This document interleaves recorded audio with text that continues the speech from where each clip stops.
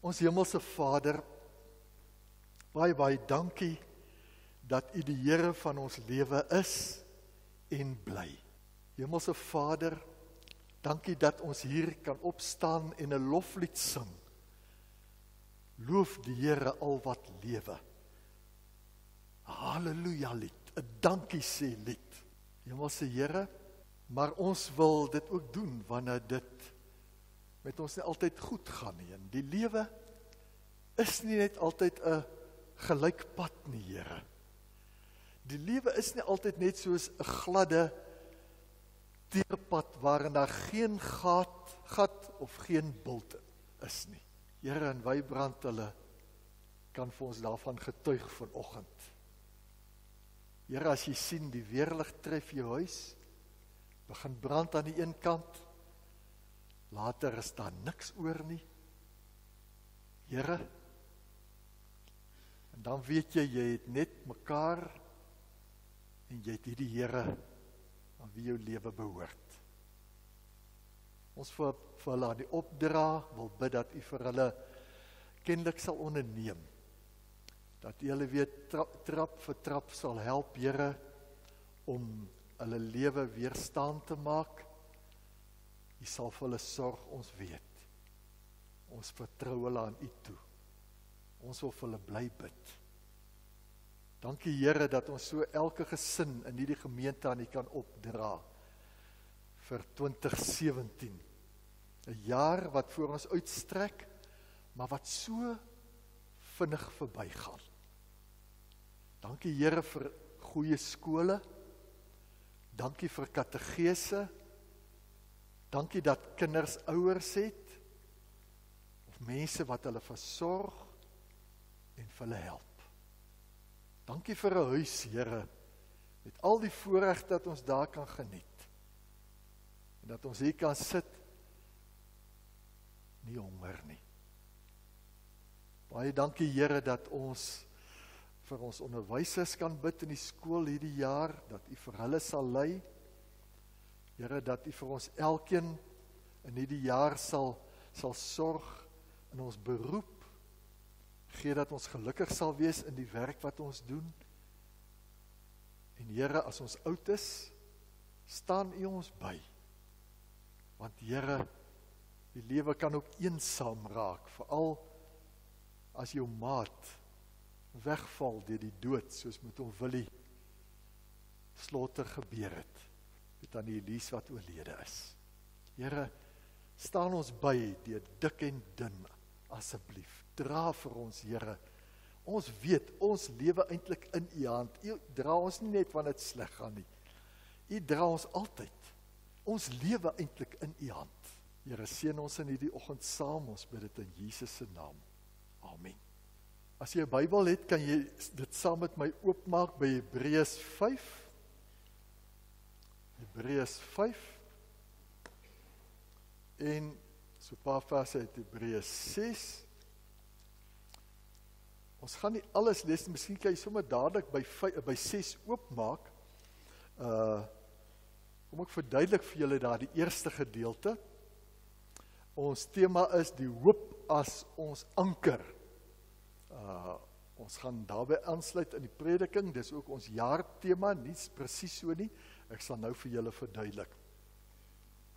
Maar in hierdie gedeelte in Hebreërs 5, daar vertel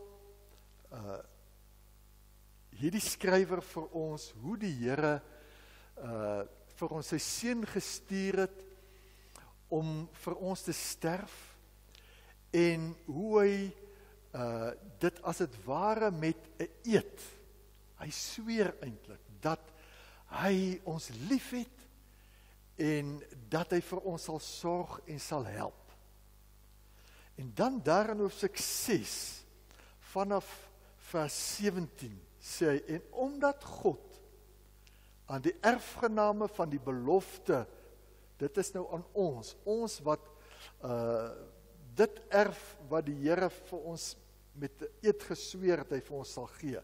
Hy sê omdat hy hierdie belofte bo alle twyfel wou verseker dat sy besluit onveranderlik is, het hy dit met 'n eed gewaarborg. Hy het gesweer. En dan sê, die twee onveranderlike dinge, die belofte en die eed, waarborg dat God sy woord gestand sal doen, en is vir ons wat ons toevlug tot hom geneem het, 'n kragtige aansporing om vas te hou aan die hoop op wat vir ons weggelê is. Onthou die woordjie hoop. Om vas te hou aan die hoop wat vir ons weggelê is. Dit wil sê ons uitsig op die hemel wat ons gaan erf. Hy sal ons daar bring. Vers 19 sê, hierdie hoop besit ons as 'n veilige en 'n onbeweeglike lewensanker wat agter die voorhangsel vas is. Daar het Jesus, ons voorloper, ons leier, ter wille van ons ingegaan, en hy is vir ewig hoëpriester volgens die orde van Melchisedek. Nou, ek sal net nou dit meer verduidelik, kinders, sodat julle ook baie goed kan verstaan. Ons tema vir hierdie jaar, ons embleem, is dien en lewe met hoop. Dien en lewe met hoop. Daardeur wil ons sê, ons wil deur ander mense te dien, wil ons vir hulle hoop bring. As iemand in die nood is en ons help hulle, dan gee ons mos vir hulle hoop. Dan gee ons vir hulle hoop. Maar ons wil ook self hoop hê in hierdie jaar, en met hoop in ons harte leef. Ons wil hoop hê vir ons skoolwerk. Ons wil hoop hê vir my huwelik. Hoop vir Suid-Afrika. Hoop vir die wêreld. Kinders, wat beteken dit om te hoop? Wie van julle kan vir my sê, wat beteken dit om te hoop? Om hoop te hê. Dit beteken, jy sien kans vir iets. Jy voel, nee, dit sal regkom. Jy het hoop. Dit sal regkom. Nou, hier in hierdie gedeelte wat ons gelees het, sê die Here, dit sal verseker regkom. Dit sal verseker regkom. Julle hoop is die anker. Ons gaan daaroor nou praat. Ek wil net gou die logo meer verduidelik. Daar die hartjie, sit hom so 'n bietjie in 'n ander kleur, beeld die dien wat oorgaan in wat die liefde wat oorgaan in diens wil uitbeeld. En dan is daar die ankertjie, kan julle hom sien, wat die hoop uitbeeld. En dan is daar ook 'n kruisie in die middel, deel van daardie ankertjie. Dis alles moontlik deur Jesus Christus wat ons hoop is. Ek gaan eers met die ouers se kortrukkie praat. Die probleem met preke oor hoop is dat ons dominee so maklik oor hoop kan praat, dat die spoeg spat. Maar intussen sit daar voor jou mense wat nie meer hoop het vir hulle eie lewe nie. Wat nie meer hoop het vir Suid-Afrika nie. Of vir die wêreld nie. Dominees kan maklik sê, moet hou maat. Maar die werklikheid, weet ons mos nou, is dis nie so maklik in hierdie wêreld van ons nie. Om met hoop en met 'n positiewe hart te lewe nie. Baie mense is in wanhoop gedompel. Hulle situasie is vasgeloop. Hulle sien nie uitkoms nie. Hulle situasie is donker, eensaam, want hulle moet dit alleen dra. En hulle glo nie, hulle glo moeilik God kan vir hulle 'n toekoms oopmaak. En daarom moet dominees versigtig wees, dat hulle nie probeer voorgee, hulle verstaan presies waartoe die ander persoon gaan, en dat dit alsomme weer maklik sal regkom nie. Die groot sielkundige Viktor Frankl was 'n Jood in die Nazi konsentrasiekampe, En hy het gesê, 'n mens moenie altyd vir iemand anders sê, ag man, daar's mense wat baie swaarder het as jy nie. Hy sê, want elke persoon se pyn vul sy eie lewe.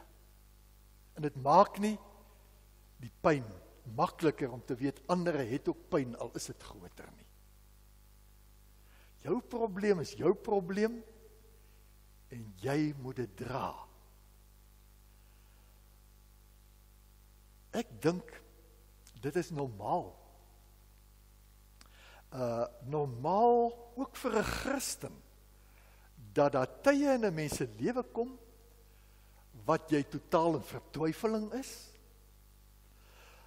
waar jy wanhoop. Dis normaal dat jy tye van Godverlatenheid beleef. Die Psalmboek is vol daarvan. Die Bybel is daarvan vol. Die lewe, mag ek dit vir julle as 'n dominee sê, die lewe het meer haakplekke as oplossings. Daar's meer probleme in die lewe as wat daar gladde verloop is. Onlangs het Moeder Teresa, julle weet van daardie non, wat so wonderlik uitgereik het na arme mense, siekes, armes gehelp het ook om te sterf, as hulle op daardie stadium kom.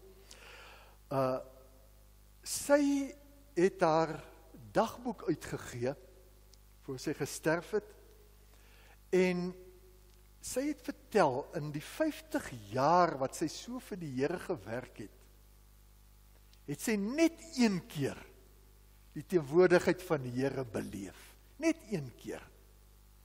En dit was, toe sy geroep is, daar na Indië, na Calcutta. Net daai een keer het sy regtig die Here se teenwoordigheid regtig by haar beleef. En vir die res van daardie 50 jaar is haar dagboeke van hoek tot kant gevul met belewennisse van leegheid en Godverlatenheid. Skokkend, dit het die wêreld geskok. Maar dis verstaanbaar, want dis hoe die lewe is. Die lewe loop nie net seepglad nie. Maar ons dink baie keer die lewe het maklike antwoorde, die lewe het kitsoplossings. Ongelukkig nie. Daar is diepe, pynvolle worsteling dikwels wat ons met God beleef. En as jy dit ontken, dat die lewe net maklik is, dan is jy naïef, of dan jok jy. Die klaaggebede in die Bybel is eintlik die hart van ons geloof. Is eintlik die hart van ons geloof. Ons is nog nie in die hemel nie. Ons is hier op aarde, in ons vasgeloopte situasies. En wanneer jy bid, my God, waarom het U my verlaat, en bly U ver, as ek om hulp roep, dan bely jy eintlik jou geloof in God. Solank jy bly roep na hom. Jy erken daarmee jou afhanklikheid van hom. Maar nou wil ek by die kinders kom, want net nou slaap julle. Het julle al in 'n hawe na die groot skepe gaan kyk? In Oos-London, Port Elizabeth het ons altyd na die groot skepe in die hawens gaan kyk. Daar is so baie te sien, het altyd my so, lyk het my so lekker om op 'n luukse bootreis te gaan. Ek weet, van julle het al op bootreise gaan, dit moet heerlik wees. Natuurlik, solank jy natuurlik nou nie seesiek raak nie, want dan het jy groot probleme. Maar een van die belangrikste dinge wat 'n boot met hom saamdra, wil ek vir julle vra, wat is dit? Een van die belangrikste dinge wat 'n boot moet hê, wat is dit? Steek julle hand op. Wie van julle wil antwoord? Kan nie wees nie, dat julle nie weet nie. 'n reddingsbootjie? Ja. En natuurlik 'n anker.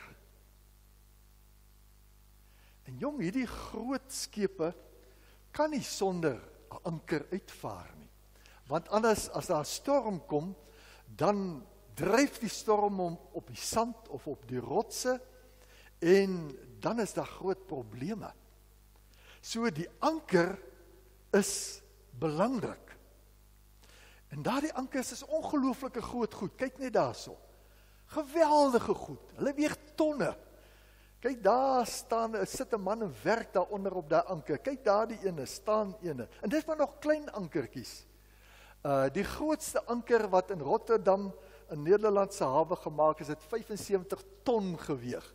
Hulle moet hom ombeweeg deur die Panama Kanaal tot aan die weste kant van Canada na Alaska, na Alaska toe.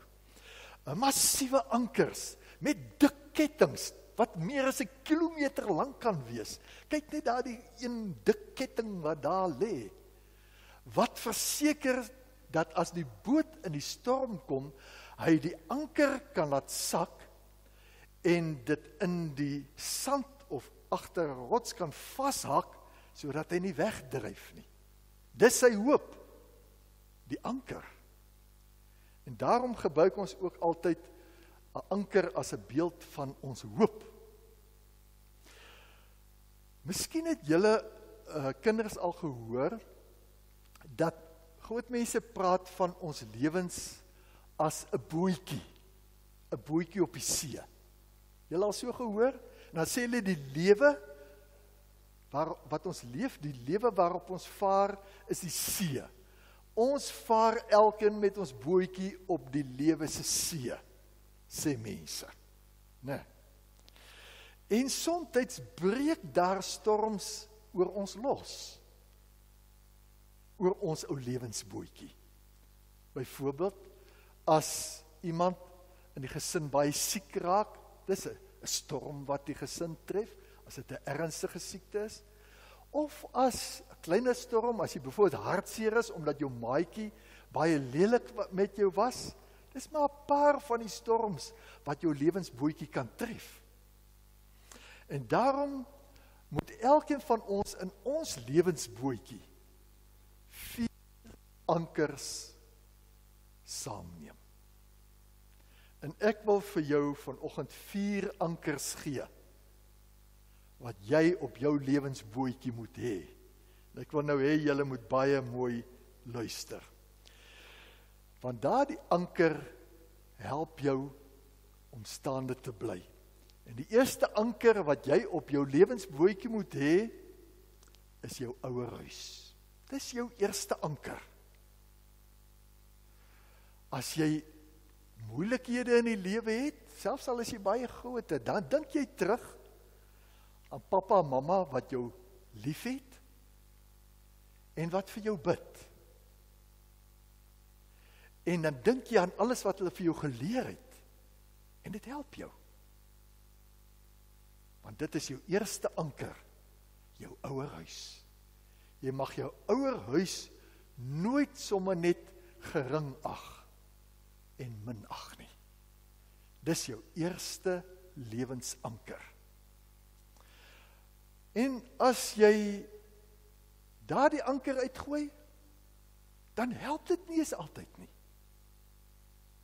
Jou ouerhuis is anker nie. Baie keer gebeur dit, dat kinders wat uit 'n baie goeie huis kom, nog steeds die pad byste raak. So jy het nog ankers nodig. Jy het 'n tweede anker nodig, wat jy saam met jou moet neem. En dit is jou skool. Jou skool is 'n anker. Ons is bevoorreg om baie goeie skole te hê. Julle is almal in baie goeie skole. As jy in storms kom in die lewe, dan kan jy terugdink aan alles wat jy daar geleer het, jou vriendelike onderwysers, die raad wat hulle jou gegee het, en dit help jou. Maar weet julle, soms gooi mense ook hierdie anker uit, en dit help nie. Kinders uit baie goeie skole raak ook die pad baie keer byster as groot mense. So jy het 'n derde anker nodig. Daardie eerste 2 help jou al 'n hele end. Maar jy het 'n derde een nodig, en dit is jou kerk. Dis 'n baie sterk anker. Jou kerk, in die storm dink jy aan wat jy geleer het hier uit die woord, wat jy in die kategese geleer het. Dis 'n baie sterk anker, en sonder daardie anker kan jy nie in die stormwater van die lewe nie. Maar weet julle, baie goeie kerkmense ly ook skibreek en raak ook die pad byster. Baie keer help daardie anker nie eers nie. En daarom het jy 'n ander anker ook nodig, 'n vierde anker, wat sterker is as hierdie eerste 3. En dit is die kruis van Jesus. Die kruis van Jesus. Het julle gesien, die kruis, ons hou nie onderste bo nou nie, maar lyk ook amper soos 'n anker, amper soos hierdie anker, né? Dit is ons eintlike lewensanker. As ek nie dit in my lewensbootjie het nie, dan gaan die storm vir my te moeilik wees. En hierdie anker, liewe kinders, groot mense, is niks anders as Jesus self nie. Jesus self nie. Jesus is my en jou finale anker.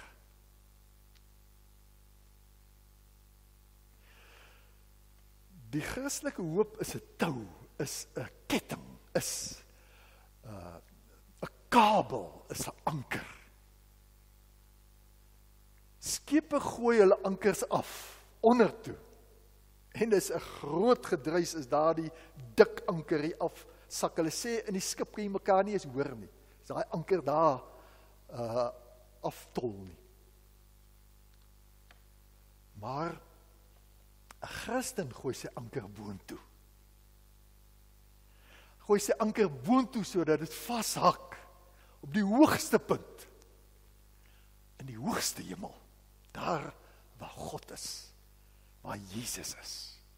Ons gooi ons ankers op. Ons het hier gelees, onthou julle die voorhangsel, daardie swaar gordyn in die tabernakel, die kerk wat die Here vir die Israeliete in die woestyn gegee het, wat hulle op en af kon slaan soos 'n tent. In die middel was daar 'n swaar gordyn, 'n voorhangsel, wat die heilige van die allerheiligste geskei het. En nou sê hierdie gedeelte in Hebreërs, dat die allerheiligste, daar waar net die priester mag gekom het, daar het Jesus nou vir ons ingegaan, en ons anker is daar vas. Daar waar Jesus is. Jesus het opgevaar na die hemel, en ons anker is daar by Jesus vas. Hy is eintlik self ons anker. En as ons hom het, dan kan die storms van die lewe maar kom. Selfs al tref die ergste ons, die Here sal ons daardeur help en lei. Kom ons bid saam. Hemelse Vader, baie dankie dat ons kan bid, dat U vir ons in hierdie jaar naby aan U sal hou. Dankie dat ons die een punt van die kabel aan ons kan vasmaak, en ons weet ons anker is in die hemel by Jesus. Here, dankie dat ons ouerhuis mag hê, so kosbaar vir ons. Dankie vir ons skool, Here, alles wat ons daar leer, dat ons help om in die lewe staande te bly. Dankie vir ons kerk en kategese, vir ons gemeente, maar bo alles, Here, dankie vir U self. Ons bid dit in Jesus se naam. Amen.